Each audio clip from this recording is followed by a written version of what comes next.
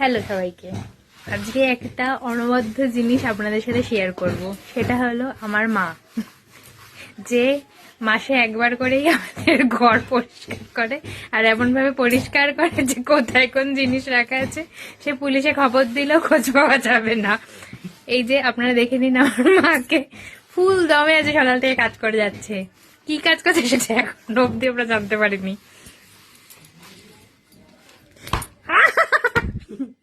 বলবি আর তোর মা কাজ করে নাকি?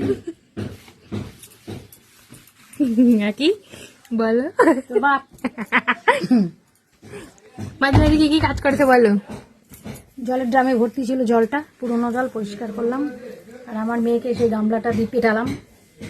ও তো কিছুই করে না, সকাল থেকে 10টার সময় উঠবে ঘুম দিয়ে, এরকম এরকম এরকম এরকম করতে করতে। তারপর পিটানিটা কাকে বলে? আর কি বলতে চান বলুন, আমি সারাদিন কি কাজ করলেন দিদি ভাই?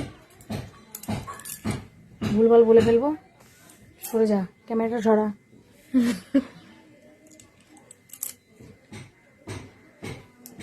ও আজ এটা অদ্ভুত জিনিস করেছে। আমি পাস্তা দিয়েছিলাম, পাস্তার সব আলু খেয়ে বলছে পাস্তায় আলু দিইনি আমি। শশাও খেয়ে নিয়েছে, বলে শশা গায়েব, শুধু পড়ে আছে পাস্তা। সেটা আবার কড়াইতে রেখে দিয়ে চলে এসছে।